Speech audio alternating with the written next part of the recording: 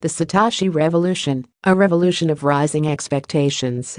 Section 2 The Moral Imperative of Privacy Chapter 4 When Privacy is Criminalized, Only Criminals Will Be Private by Wendy McElroy Crypto.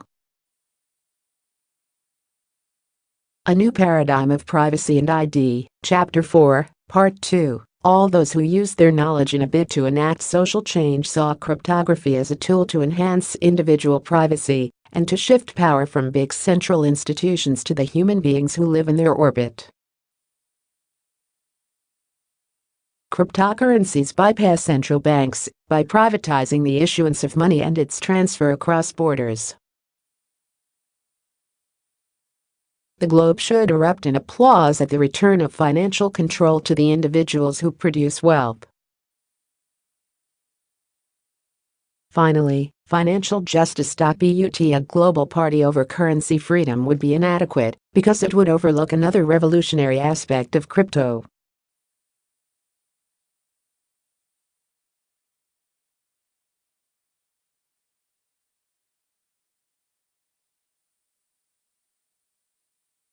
Revolutionary forms of identity verification, like blind signatures, have redefined the concept of privacy and returned it to the free market, where sharing information advances individuals, but only when and if the individual consents.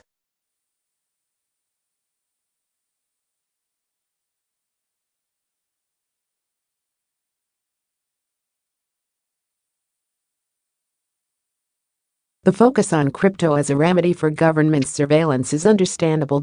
Privacy has been nationalized by governments that twist the definition of identification to serve their own elitist goals. Government documentation is now the only way most people can prove their identities in order to access the basic necessities of modern life. In most Western nations, undocumented people cannot board a plane or train or drive a car. They cannot open a bank account, acquire a credit card, access medical care, cash a check, take a regular job, attend school, get married, rent a video, let alone an apartment, or buy a house. They are second-class citizens to whom the government denies the opportunity to advance through labor, education, entrepreneurship, or other merit. Government has made identification into a prerequisite of modern life. Meanwhile, those who are identified become vulnerable. Their bank accounts are frozen, healthcare denied, credit cards cancelled, wages garnished, records subpoenaed, and get arrested. In a fully nationalized ID and reporting system, the government knows who everyone is, what everyone thinks and possesses, and where to find them. The nationalization of privacy is a linchpin of totalitarianism. No wonder the government's appetite is so voracious.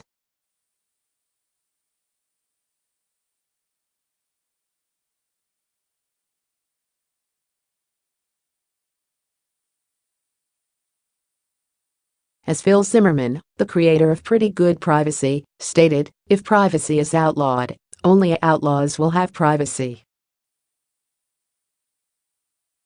Society was not always this way. It does not need to be so in the future. Just as cryptocurrencies allow individuals to bypass central banks, they provide a path to shape entirely non-governmental identification systems. The need is urgent. It is not merely that nationalized privacy is a powerful tool of government oppression, there is also a crying free market need for privacy and identification systems. Most people flatly accept the government's narrow, antiquated and self-serving view of what constitutes privacy. It is the ability to protect of personal data, an ability and protection of which the government lays an absolute claim of jurisdiction.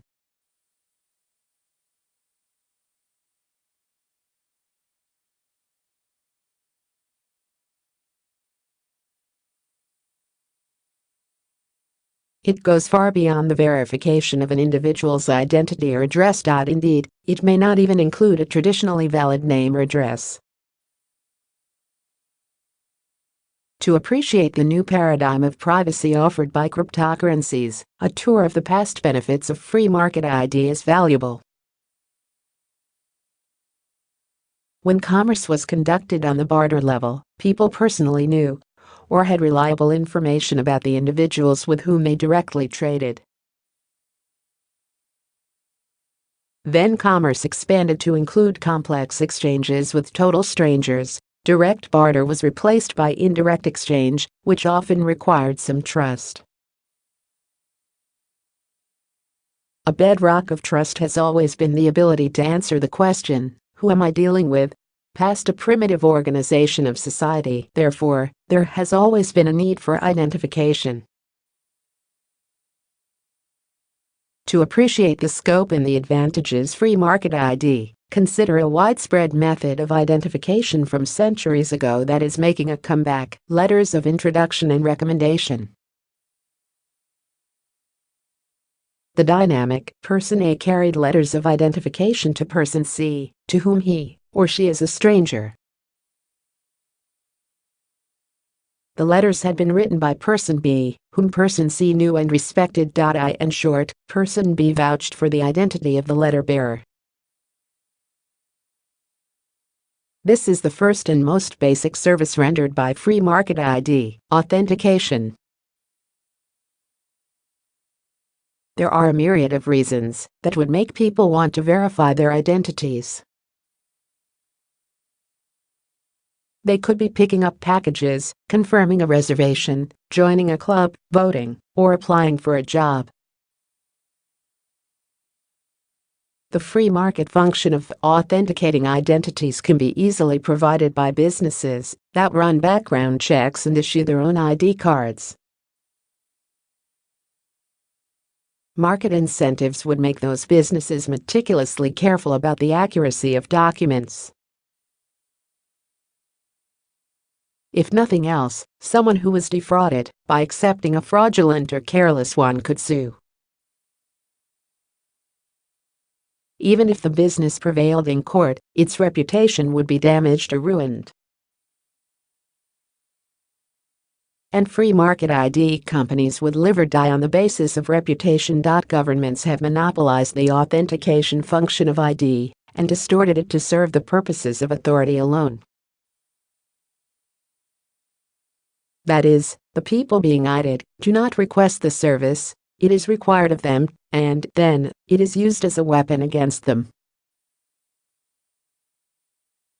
Private ID still exists in bastardized form. Employers issue private ID to employees, financial institutions give customers cards that access their accounts. But such privatization is illusory. Before an employer or a financial institution can issue any ID, the beneficiary must be screened by government requirements, such as the provision of a tax number. The recipients of private ID are monitored through reporting requirements. Second, free market IDs offered certification. Letters of introduction were often letters of recommendation, as well. They attested to the character, the station, and the specific abilities or talents of the bearer. Other forms of ID perform the same function: university degrees, endorsements from employers, membership in professional organizations, and financial statements from banks. The certifications allowed strangers to assess whether a bearer was qualified to occupy a job or to perform a particular task. Reputation offered a similar ID. Today, government licensing and regulation have replaced the formerly free market process of verifying credentials. Everything from neurosurgery to braiding dreadlocks requires a government license that substitutes for reputation and other forms of verifying worth.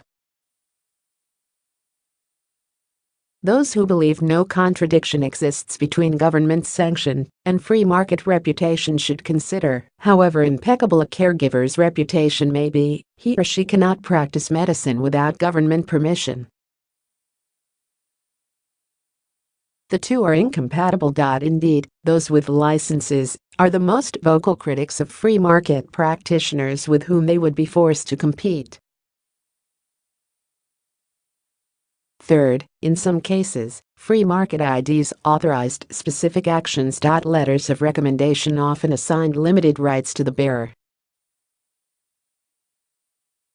For example, an attorney's firm might assign a limited power to a representative so that he or she could settle a case on the behalf of a client. Today, the tasks that can be authorized on the free market are strictly defined by government. The latter controls the process of implementing tasks, and it demands that results be filed with appropriate agencies. Indeed, government controls the most common form of assigning limited rights through a ID. Law enforcement acquires the right to aggress against peaceful people by virtue of wearing badges. Common objections to the free market IDs arise. They are antiquated and unsuited to the modern world. They are not anonymous. As a means of establishing widespread trust or reputation, they can be slow, and they are not uniform. If examined, however, these objections turn into advantages. Antiquated. Examples from the 19th and early 20th century may seem antiquated. Or, rather, some do and some do not. Letters of recommendation, in one form or another, have been updated and are still in widespread use. A job application that includes contact information for former employers is an example. The relevant point: the free market responds amazingly well to a surrounding society's need for identification. It did so centuries ago, for centuries before that, and it will do so today. This is evidenced by blockchains that automatically verify digital transactions by accepting them. Bitcoin exemplifies the free market's adaptation on stilts.No. Anonymity.The primary purpose of early IDs was to verify identity, not to render anonymity. The sharing of information occurred at the request of the bearer, and, to my knowledge, the data was not disclosed to other parties, such as government agencies. The current drive for anonymity derives from a desire not to share information, because it will be disclosed to unwanted others, especially to government. The defining feature of free market privacy is the same as that of free market currency. Control is in the hands of the individual.